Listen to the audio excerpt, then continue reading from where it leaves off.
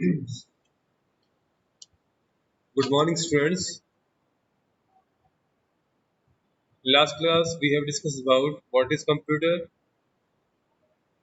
then what is data, what is information, what is the difference between data and information, then functionalities of computer, then basic computer organization, input devices, output devices, CPU,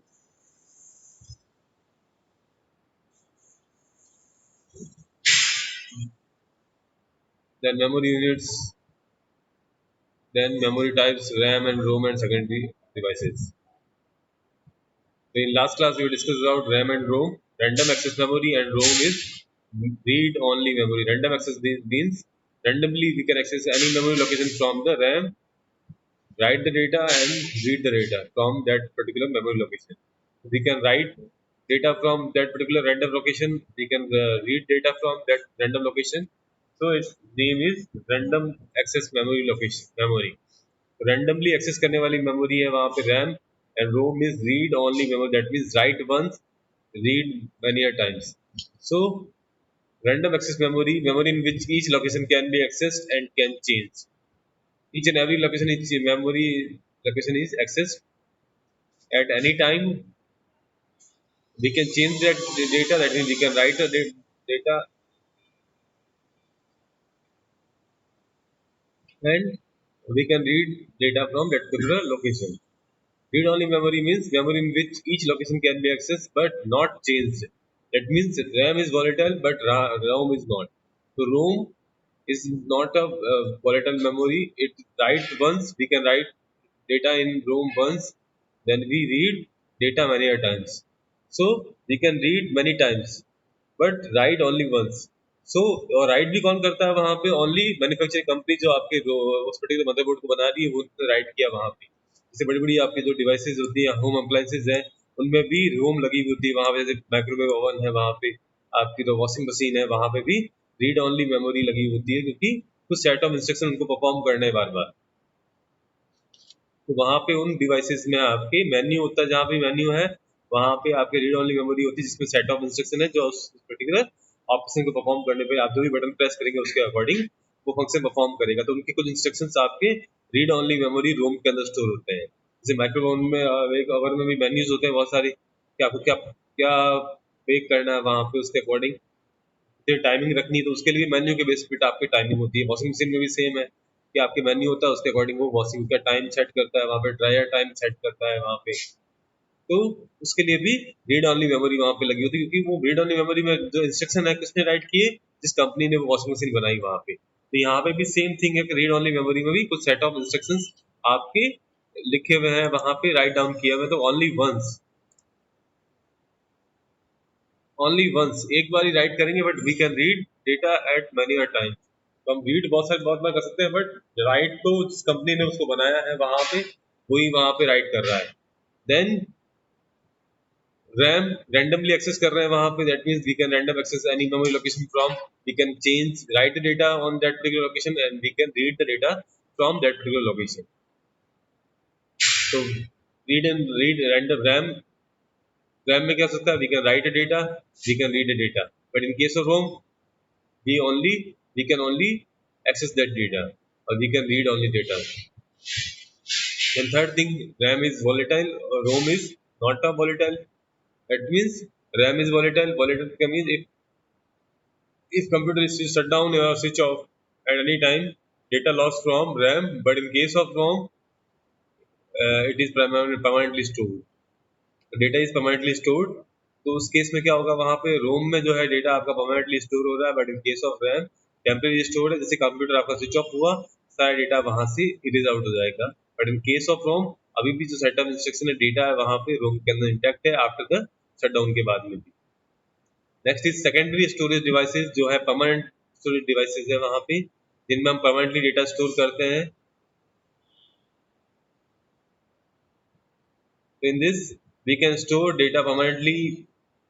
magnetic tape, first जो magnetic tape जिसमें cartridge है, जिसमें cassette जो आपने audio cassette देखी होगी या video cassette देखी होगी, ऑडियो कैसेट में भी टू टाइप्स इस तरह से कार्ट्रिज बनी होती है। उसके अंदर आपकी मैग्नेटिक रील होती है, वहां पे उसको रोटेट होती है, उसके ऊपर ही हम राइट एंड रीड करते हैं।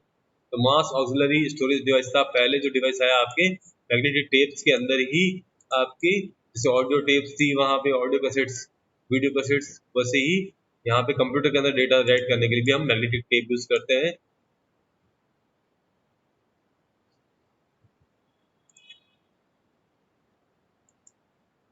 सो मैग्नेटिक टेप्स पहले आई जो आपके जनरली हमारे ऑडियो कैसेट वीडियो कैसेट थी वहां पे उनकी टाइप की मैग्नेटिक टेप्स आपकी डेटा को राइट करने के लिए आए।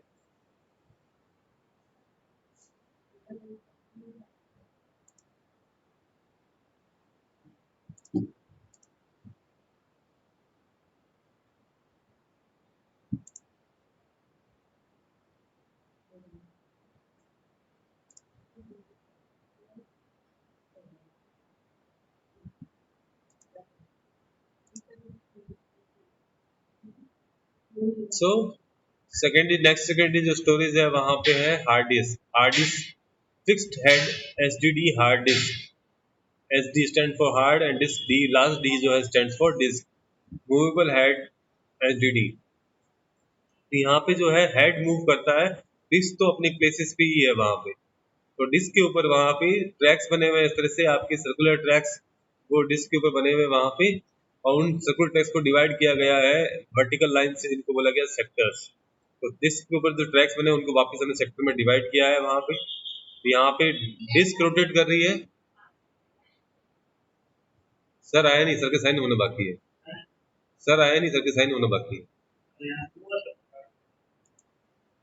सर नहीं है, सर बिजी सर से पता नहीं है, अभी आया नहीं है सर। बाकी मार्कशीट रेडी है, आपके सर के साइन होने बाकी।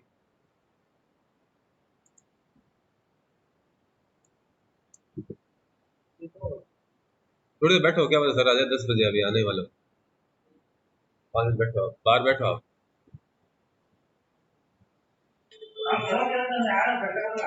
हाँ घंटे भर मजा देखते हैं सर, क्योंकि बनी हुई तैयार है, सर के साइन बाकी है। उस सर चले गए तो वहाँ।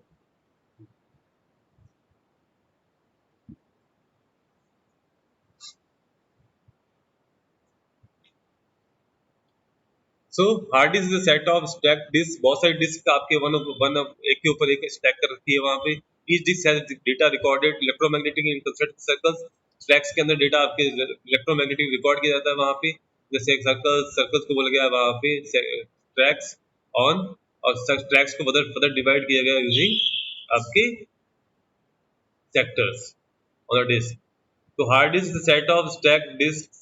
Each disk has data recorded electromagnetic in concentric circles or tracks on the data. तो आपकी बहुत सारे सर्कल्स सर्कुलर डिस्क है वहां पे। तो बहुत सारे डिस्क स्टैक्ड है वन एक के ऊपर दूसरी।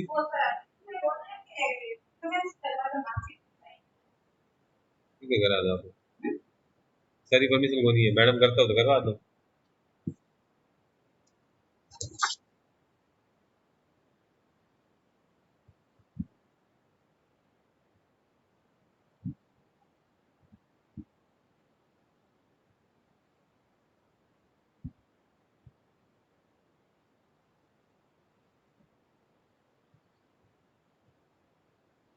सो हार्ड डिस्क में क्या बहुत सारी डिस्क लगी होती है वहां पे, सिंगल डिस्क नहीं है, बहुत सारे डिस्क एक के वन वन एक के ऊपर दूसरा दूसरे के ऊपर तीसरी, जैसे बहुत सारे नंबर ऑफ डिस्क आपके depends on size of total hard disk की साइज कितनी उसके अकॉर्डिंग आपकी डिस्क लगी होती है। अब डिस्क जो है बोथ साइड रीडेबल होती है वहां पे, रीडेबल राइटेबल दोनों साइड में, रीडेबल और राइटेबल दोनों प्रोसेस होते हैं वहां पे। और आपकी जो है फर्स्ट थिंग है जहां पे डिस्क रोटेट हो रही है यूजिंग मोटर वहां पे, और आपकी हेड स्टेबल्स है। बट सेकंड केस जहां पे हेड मूव करता है और आपके डिस्क स्टेबल है।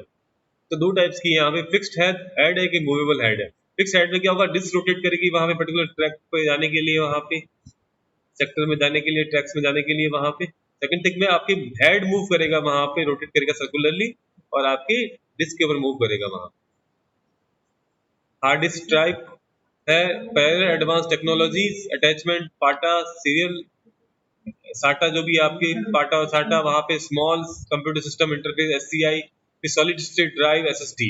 यहाँ पे हमें सॉलिड स्टेट ड्राइव आज right now we getting our computers, ये आपकी फास्टेस्ट हार्ड डिस्क है वहां पे, क्योंकि हमारे जो पाटा और साटा देखते हैं तो वहां पे आपकी जो स्पीड है मैक्सिमम 72 राउंड पर सेकंड की स्पीड से चलता है वहां पे, पर मिनट, राउंड पर मिनट RPM. सो 72 मैक्सिमम। जनरली जो हमारी जो SATA सीरियल डिवाइसेस जो हमारे कंप्यूटर्स में इंस्टॉल्ड होती है उनकी स्पीड है 54 राउंड पर सेकेंड। सो तो यहाँ पे सॉलिड स्टेट ड्राइव जो है उसकी स्पीड थोड़ी फास्टेस्ट होगी वहाँ पे। तो up to 12 TB size SSD is available in market right now. 12 TB की हार्ड डिस्क आपके अवेलेबल, दैट मींस 1 TB की नॉर्मली हमारे कंप्यूटर में प्लेस हो रही है, तो 12 TB की हार्ड डिस्क आपके अवेलेबल है। Then power consumption in power computer. Vital component of computer system is power. Without power, computer is a inert box. The computer SMPS वहाँ पे है आपका switch mode power supply, which is power supply unit which converts the alternating current line from your home office to the direct current needed by the personal computer in the form of different voltage level. तो SMPS आपका attach होता है वहाँ पे, जिसके through आपके computer के सारे सर्किट्स को इलेक्ट्रिसिटी या current alternating current lines from your home office to direct current DC में कन्वर्ट करता है और आपके कंप्यूटर को करंट प्रोवाइड करता है वहाँ पे। तो जनरली SMPS क्या करता है, आपके जो हमारे जो घर में लाइट्स करंट आता है वहाँ पे इलेक्ट्रिसिटी करंट जो आता है हमारे घर में वो अल्टरनेटिंग करंट होता है वहाँ पे, which converts the alternating current line from your home office to direct DC current पे कन्वर्ट करता है वहाँ पे, और जो हमारे पर्सनल कंप्यूटर के जो सर्किट्स हैं उनको सेंड करता है वहाँ by the personal computer in the form of different voltage level. The typical voltage level supplied are 3.3 volts, 5 volts and 12 volts. तो इसके फॉर्म में आपकी कंप्यूटर सर्किट्स को इलेक्ट्रिसिटी प्रोवाइड कर रहा है। बट हम नॉर्मली अगर देखते हैं तो हमारे जो डिवाइसेज हैं वो 220 से लेकर 240 वोल्ट तक की डिवाइसेज हम लोग यूज करते हैं। बट कंप्यूटर जो है उसके जो कंपोनेंट्स है वो 3.3 वोल्ट से लेके 12 वोल्ट तक की वैल्यू आपके वोल्टेज लेते हैं वहाँ पे। तो 3.3 and 5 volts are typically used in the circuit, while the 12 volts is used to run motors in hard disk drive and fans. Basic computer organism are battery. Battery is hardware component that supplies power to a device, enabling that device to work without a power cord. तो देखते हैं कि छोटी सी battery भी लगी होती है, आपके सेल लगा होता है वहाँ पे मदरबोर्ड के ऊपर, जो जिस थोड़े से आपके जो डिवाइसेस हैं उनको विदाउट पावर भी वर्क करना पड़ता है। फिर क्या होता है वहाँ पे कि हमारा जो टाइम है वहाँ पे देखते हैं कि हर बार जब कंप्यूटर को ऑन करते हैं तो टाइम अपडेटेड आता है वहाँ पे, तो उसके लिए हमारी छोटी सी बैटरी वर्क करती है वहाँ पे, जो टाइम क्लॉक को चलती रहती है वहाँ पे। There are three computer batteries types used with computers. First in the backup battery, which is commonly referred to as CMOS battery, that holds the computer settings such as time and date. तो एक CMOS batteries होती है, three types की batteries आपके। there are three computer batteries types used with computers. First ये है backup battery जिसको बोलते हैं CMOS बैटरी, जिसमें हम टाइम और डेट सेव करते हैं वहाँ पे। फिर है next the bridge battery is only found in portable computer as a temporary backup for the main battery. A bridge battery allows you to remove the main battery and replace it with a good battery without having to turn off the computer. तो bridge battery आपके portable computers में काम आती है, जहाँ पे आपकी battery को आप रिमूव करते हैं और रिप्लेस करते हैं, उस केस में ब्रिज बैटरी काम में आती है।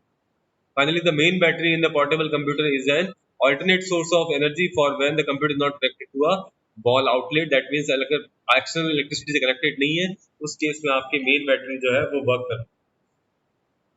फिर है बैटरी टेक्नोलॉजीज।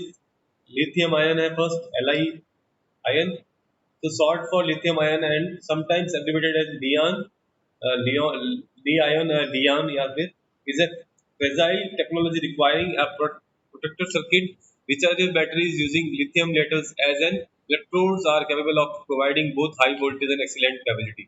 तो लिथियम आयन जो बैटरीज हमारी लैपटॉप्स वगैरह में प्लेस होती है वहाँ पे, वही बैटरीज हम यूज कर रहे हैं वहाँ पे। इसकी जो कैपेसिटी हाई होती है वहाँ पे हाई वोल्टेज प्रोवाइड करता है, और जो कैपेसिटी है नंबर ऑफ टाइम आज के लिए आपके कंप्यूटर जो है बिना पावर के भी दे सकता है, उसके लिए हम lithium ions Li-ion batteries use करते हैं। फिर L I polymer, that means lithium polymer, short for lithium polymer.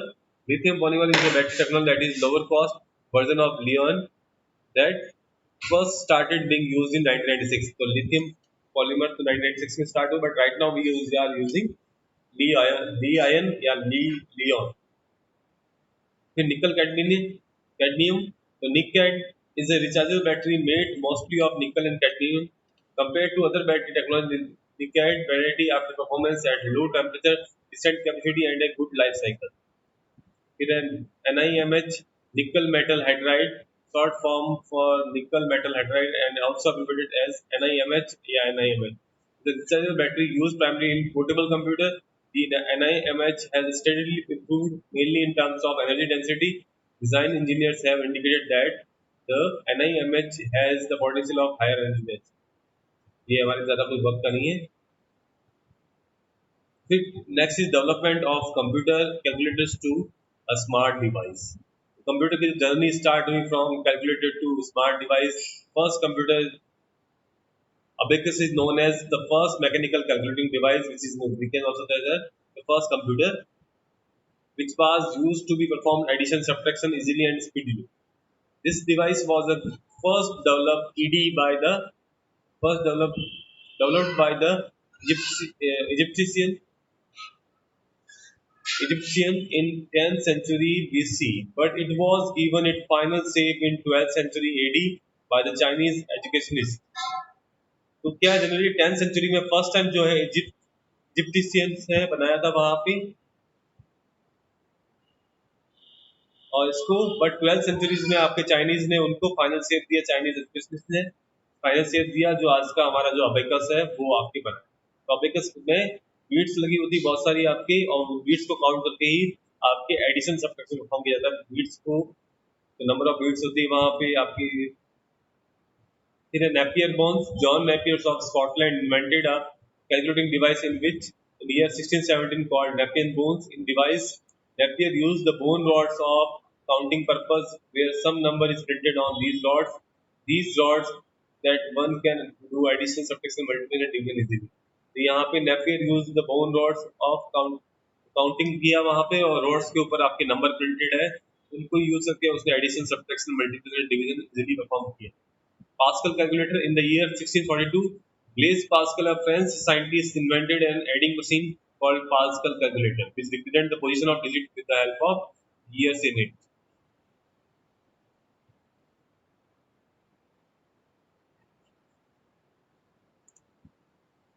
Next is Leibniz, a calculator in year 1671. A German mathematician Gott, Gottfried Leibniz modified the Pascal calculator and he developed a machine which could perform various calculations based on multiplication and division as well. तो first वाला part था जहाँ पे pascal Blaze ने बनाया वहाँ पे तो वो एडिंग मशीन थी सब्ट्रैक्शन और एडिशन से परफॉर्म कर रहा था वहाँ पे but in case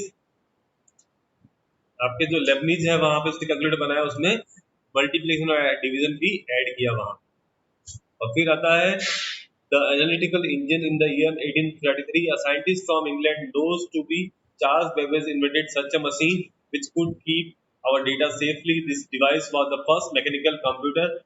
Charles Babbage is also known as the father of computer.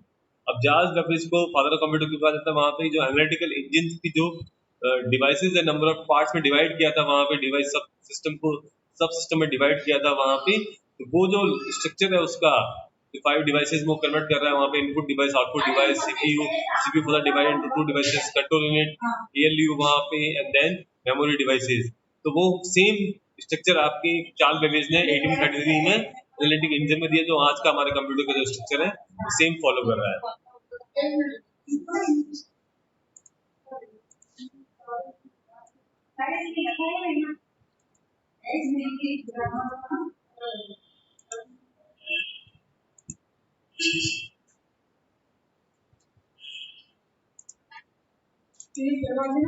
इसी में लगा है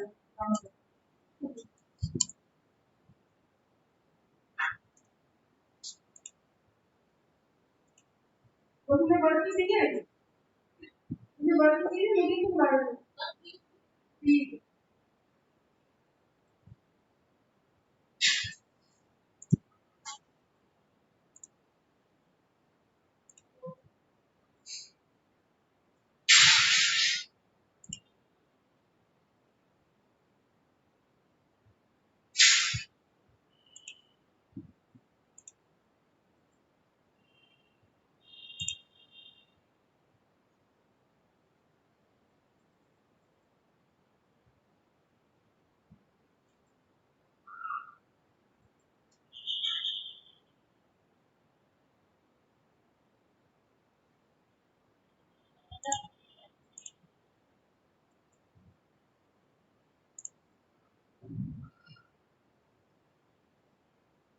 तो यहाँ पे अब इसका डिजाइन है, वहां पे देखिए नंबर ऑफ बीट्स हैं ईच रॉड के अंदर। आपके जो वुडन रॉड है उसके अंदर बीट्स डाले हुए हैं, सर्कुलर बीट्स है वहां पे, उनको ही थ्रू ही हम एडिशन सब्ट्रैक्शन परफॉर्म करते हैं वहां।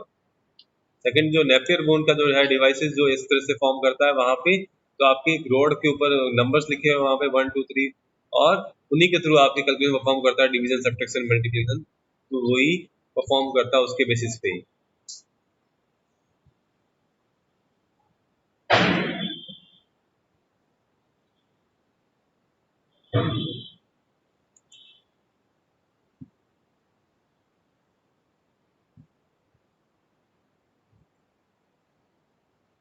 तो सेट ऑफ रॉड्स है, उनके ऊपर नंबर्स लिखे हुए हैं यहाँ पे। तो फर्स्ट वन, वन के बाद में जीरो जीरो 1 2 3 4 5 6 7 8, तो टू है यहाँ पे, तो 0 4 0 6, ये टेबल की फॉर्म में, आपके टेबुलर फॉर्म में, जैसे 2 की टेबल लिखी हुई है यहाँ पे, 3 की टेबल, 4 की टेबल, 5 की टेबल, 6 की टेबल, और इसी तरह आपके सारा डेटा आपके नोट डाउन है यहाँ। फिर नेपियर बोन के बाद में है आपका डिवाइस जो भी है पास्कल कैलकुलेटर। कैलकुलेटर दिखता है बट है नहीं।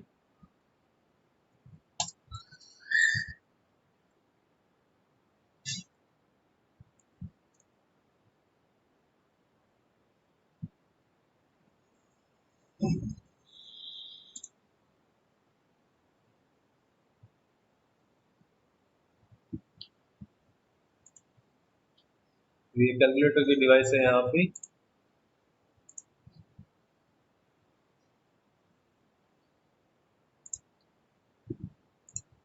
ये पास्कल कैलकुलेटर इस फॉर्म में था वहां पे, इस तरह से दिखता है वहां पे।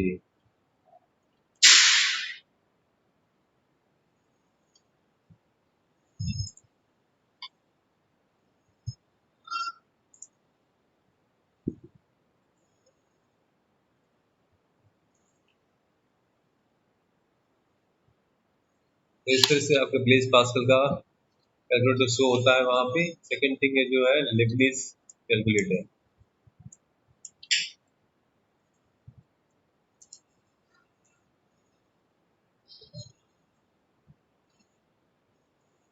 वो भी सेम एज पास्कल कैलकुलेटर की तरह दिखता है यहाँ पे।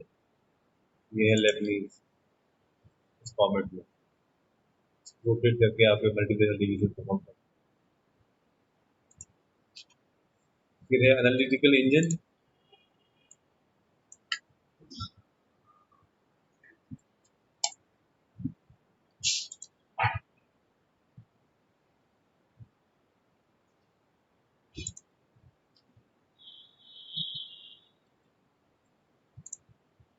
ये है एनालिटिकल इंजन।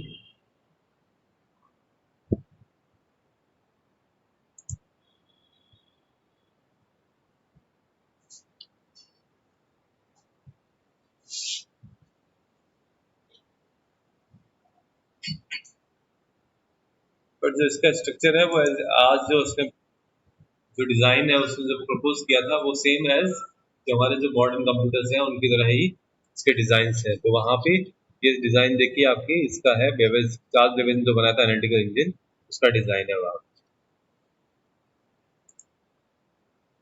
अब right now development of computer calculator to smart device, second part जहां पे आपके जनरली जनरेशंस में डिवाइड किया गया है।